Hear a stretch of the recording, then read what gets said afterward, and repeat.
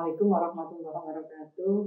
Pada mahasiswa-mahasiswa baru YIN Kediri, pertama-tama saya ucapkan selamat datang menjadi keluarga besar dari YIN Kediri. Semoga YIN Kediri adalah pilihan yang tepat buat adik-adik semuanya. Dan nanti disinilah nanti mudah-mudahan adik-adik bisa mendulang ya, atau mencapai kesuksesan ke depan dan juga bisa memenuhi harapan dari orang tua dan juga bisa memenuhi harapan bangsa dan negara.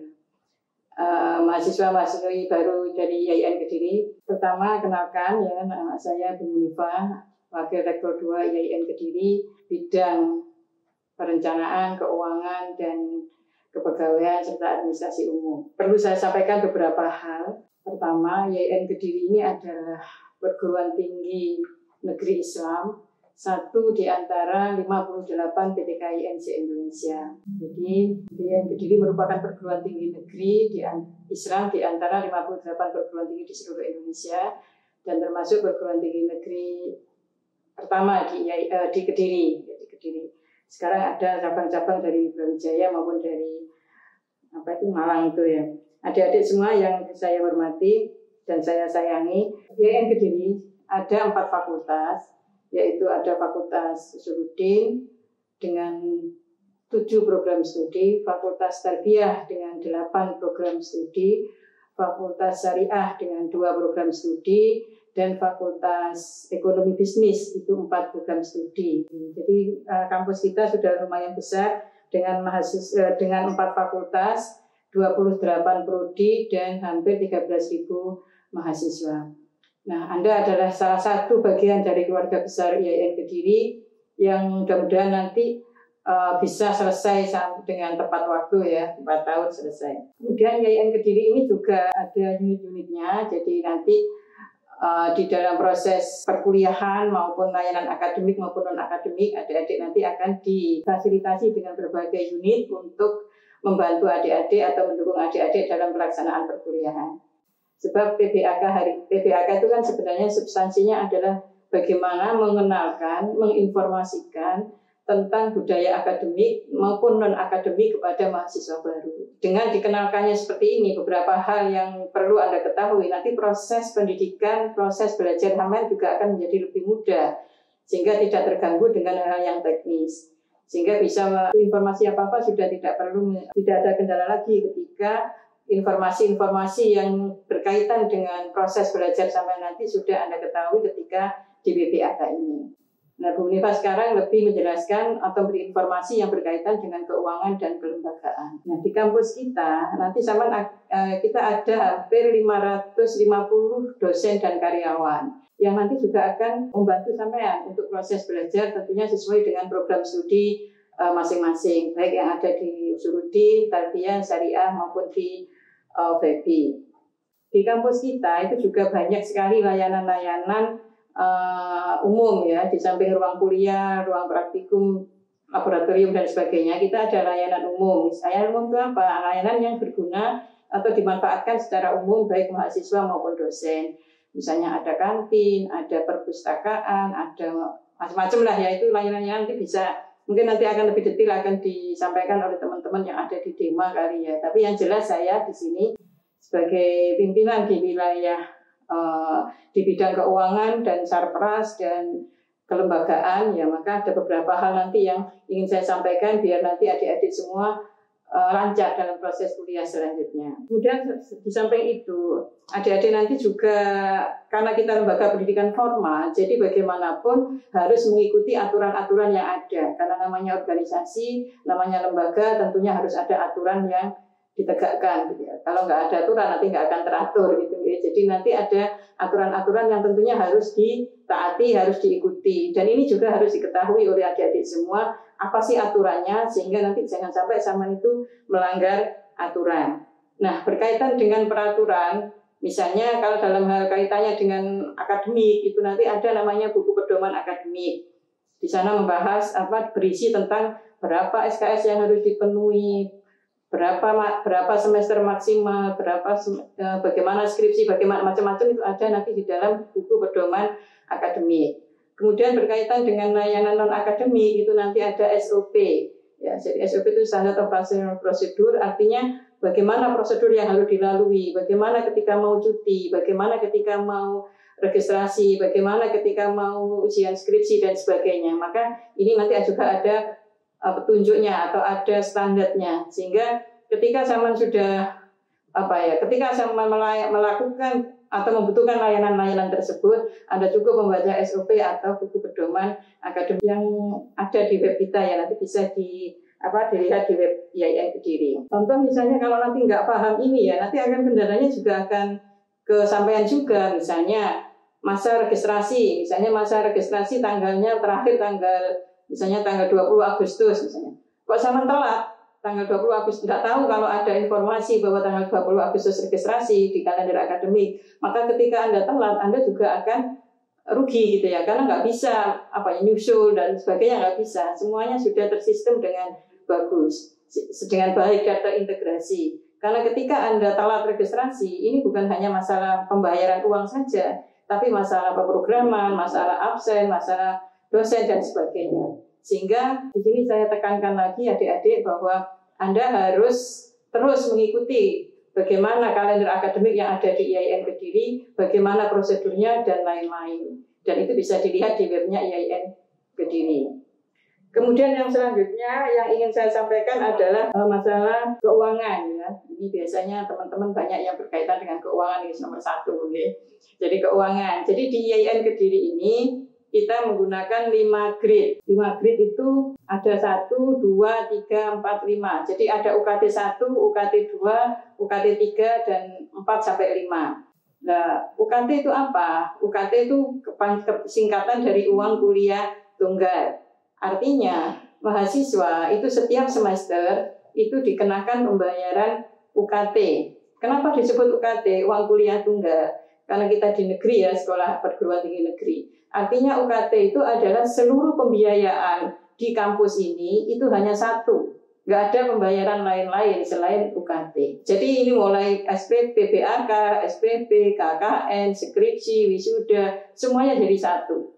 Jadi nanti adik-adik nggak usah ada bayar-bayar apa lagi selain hanya UKT saja. Jadi UKT itu uang kuliah tunggal, itu artinya semua pembiayaan di kampus ini per semester itu dijadikan satu menjadi namanya UKT. Jadi nanti nggak bisa main bohong-bohong kepada Bapak Ibu, ada bayar KKN, bayar PPN, bayar wisuda, tidak ada. Semuanya sudah terangkum menjadi satu dalam disebut dengan nama UKT. Jadi yang sekarang sudah bisa dihitung, misalnya untuk prodi misalnya prodi komunikasi, misalnya UKT 3 misalnya 2.500.000. Ya udah 2.500.000 kali 8, berarti sekitar 10 juta, udah lulus. Kalau 8 semester selesai, kalau enggak ya bisa sampai 20 juta, 7 tahun itu berarti sampai 17,5 juta misalnya begitu ya. Kenapa? Karena tergantung kepada apakah zaman sudah selesai tepat waktu atau tidak. Jadi saya ulangi lagi, sistem pembayaran di kampus kita di IAIN itu disebut dengan UKT. Per semester sesuai dengan grade yang kemarin sama dapat grade berapa. Apakah grade 1, 2, 3, 4, 5, gimana itu beda-beda. Okay? Nah itu pembayarannya setiap semester. Berapa semester Bu? Untuk di kampus kita, untuk di perguruan tinggi itu kan minimal kan 8 semester. Nah maksimal adalah 14 semester. Jadi kalau sama tidak selesai-selesai, ya harus sampai 14 semester, yang bayar terus sampai 14 semester per semesternya. Tapi kalau sama bisa selesai 8 semester, ya hanya bayar selama 8 semester. Sudah nggak ada bayar apa-apa lagi, jadi jangan takut. Orang tuanya juga misalnya kuliah kok bisa terus apa enggak, ya dihitung aja tadi UKT-nya. Jadi sudah nggak usah takut pembayaran nanti jangan-jangan ada bayar lagi enggak ada. Ya.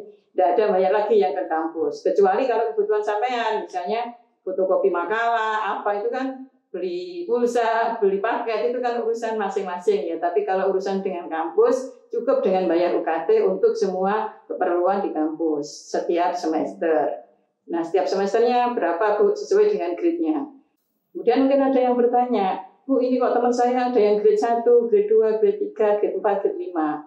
Grade itu artinya tingkatan ya, yang 1 itu berarti paling rendah, yaitu 0 sampai 400, kemudian grade 2 itu macam-macam, beda-beda per prodi. Kenapa Bu kok beda-beda per prodi? Ya berbagai hal ya, ada rumusnya. 1, akreditasi prodi, 2, kebutuhan praktikum prodi, 3, istilahnya kalau dalam bahasa pendidikan itu bagaimana di masyarakat ya, animo masyarakat terhadap prodi tersebut dan sebagainya. Tapi selisihnya nggak terlalu banyak. Jadi, grade 1 kenapa bayarnya 0 sampai 400? Ini ada kriteria sendiri. Misalnya tidak mampu, orang tuanya miskin dan sebagainya, atau tanggungan keluarganya banyak. Sehingga ini menentukan terhadap berapa dia harus membayar. Tapi memang ada persentase juga kita berapa maksimal. Misalnya untuk yang grade 1 sama grade 5 itu relatif lebih sedikit. Yang banyak rata-rata adalah grade 3 sama grade 4. Kalau sama bayarnya masuk grade 5 berarti sama dinilai termasuk mampu dibanding dengan teman-teman yang lain. Itu ya untuk masalah UKT. Jadi UKT itu dibayar selama 8 semester minimal, maksimal 14 semester. Bagaimana Bu kalau tidak lulus 14 semester? Ya sudah di DO ya. Karena secara administratif memang kita itu kan sudah terintegrasi dengan pusat ya. Jadi nama sampean sebagai mahasiswa itu nanti ketika sudah semester 14 berlalu itu otomatis akan terdiri dengan sendirinya. Artinya akan dianggap sudah lulus di sana, sudah tidak ada. Maka jangan sampai nanti ada yang sampai semester 14, sampai semester 15. Jadi kalau semester 14 kok belum lulus, masih banyak tanggungan, mending pindah saja di kampus lain. Agar apa? Agar NIM Anda ini selamat. Karena kalau NIM Anda ini sampai lebih dari 14 semester sudah istilahnya sudah otomatis akan dianggap sudah lulus. Jadi sama tidak bisa pindah ke kampus lain karena sudah tidak punya NIM lagi. Jadi maksimal 14 semester. Kemudian yang selanjutnya masalah beasiswa. Di kampus kita sama dengan perguruan tinggi yang lain sebenarnya ya. Beasiswa ini juga ada. Kita satu ada beasiswa prestasi. Ada beasiswa tidak mampu atau biasa disebut dengan KIP atau bidik misi. Ada beasiswa yang kita kerjasama dengan stakeholder atau dengan beberapa instansi lain. Nah, beasiswa prestasi itu apa Bu syaratnya untuk beasiswa? Tentunya 1, minimal kan harus sudah mahasiswa IAIN. Jadi kalau kemarin ada yang ke Bu Munifah ke saya, baru mau masuk Bu, ini saya mau minta beasiswa, saya nggak punya uang, nggak bisa karena belum menjadi mahasiswa. Gitu. Tapi kalau sekarang misalnya sekarang karena sudah jadi mahasiswa kita, nanti baru kita proses beasiswa pengajuan itu. Beasiswa prestasi itu ya prestasi akademik maupun non akademik. Akademik itu berarti masalah IP, IP itu nilai atau KHS atau rapot ya kalau di SMA. Bisa juga beasiswa non akademik, misalnya juara karya ilmiah, juara sepak bola, juara voli, juara apapun lah itu namanya non akademik. Jadi prestasi yang kita akui untuk bisa mendapat beasiswa itu bukan hanya beasiswa akademik, pinter IQ saja, tapi juga beasiswa non akademik yaitu kegiatan-kegiatan di luar perkuliahan. Kemudian yang kedua beasiswa KIP. KIP itu Kartu Indonesia Pintar yang programnya Pak Presiden itu ya. Jadi sekarang perlu saya sampaikan bidik misi itu sekarang nggak ada. Yang ada adalah KIP istilahnya. KIP itu apa? KIP itu adalah bagi mahasiswa yang punya Kartu Indonesia Pintar itu. Jadi jadi seleksinya nanti langsung pakai KIP itu. Ini memudahkan bagi kami ya, bagi saya terutama untuk memilah mana sih yang punya berhak untuk mendapatkan bidik misi atau tidak. Kalau kemarin kan masih harus observasi, harus macam-macam lah ya prosedurnya, harus foto ini, foto itu dan sebagainya. Sekarang cukup mudah yaitu pakai KIP. Nah, ini nanti bagi mahasiswa yang punya KIP ini untuk tahun ini kita ada jatah sekitar 250-an mahasiswa. Tetapi itu tadi KIP ini tetap ada seleksi, nanti ada standar. Karena yang punya KIP juga banyak. Yang punya KIP itu ada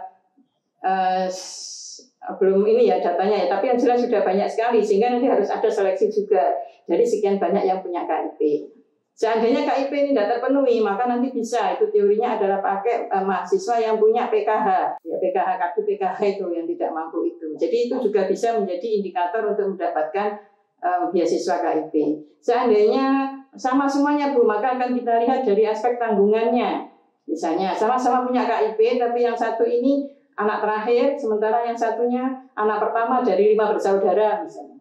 Maka yang kita pilih adalah anak yang 5 bersaudara tadi. Kenapa? Karena adik-adiknya masih pada kuliah. Artinya tanggungan orang tua masih banyak. Jadi nanti bisa dilihat di SK-nya ini ada ya, nanti bisa dilihat di webnya kita ya di IAIN. Di sana ada kriteria-kriteria pemberian KIP itu ya. Jadi ada dari sisi KIP-nya, kemudian tanggungan orang tua, penghasilan orang tua, sama tanggungan keluarga. Untuk KIP ini nanti akan dijelaskan oleh Waregida sendiri ya. Memang dia wajib mondok minimal 2 tahun. Kenapa kok wajib mondok? Karena mondok ini dalam artian untuk sebagai salah satu sarana untuk ikut mewujudkan visi dan misi IAIN Kediri. Ya, dengan adanya mondok ini diharapkan anak-anak ngajinya semakin bagus, ya, baca Qur'annya semakin bagus, ibadahnya semakin bagus, akhlaknya makin bagus, gitu. Sehingga ini di kewajiban mondok ini adalah bagaimana ini juga KIP ini juga menjadi sarana dari kampus untuk mewujudkan visi misi kampus, yaitu menghasilkan mahasiswa-mahasiswa ya baik. Gitu. Nah terus kemudian misalnya jika semester 8 ini, jadi KIP ini diberikan setiap mahasiswa setiap semester selama 8 semester. Seandainya sampai 8 semester ini sampai kok belum lulus, ya, maka nanti semester 9 sampai harus bayar sendiri dengan kriteria UKT 3. Maka oleh karena itu nanti bagi teman-teman adik-adik yang misalnya sudah mendapatkan program KIP ini, maka mau tidak mau harus selesai semester 8 dan setiap semester harus berprestasi. Kenapa? Karena tidak mesti 8 semester ini, bisa saja nanti sama 4 semester kita cancel. Kenapa? Karena tidak bagus prestasinya, karena tidak bagus akhlaknya misalnya, atau jarang kuliah dan sebagainya. Jadi tetap ada kontrol setiap semester. Tetapi secara umum KIP ini diberikan selama 8 semester. Jadi nanti orang tua menjadi ringan ya, jadi tidak harus membiayai sampai 8 semester. Nanti berapa rupiahnya? Kalau nggak salah 6 jutaan kalau nggak salah satu semester. 6 juta berapa begitu ya? 6 juta itu nanti untuk SPP, untuk biaya harian, bulanan insya Allah cukup lah. Kalau dicukup-cukupkan ya, kalau kurang ya nanti ada tambah dari orang tua sedikit juga tidak apa-apa. Jadi intinya itu ya adik-adik semua.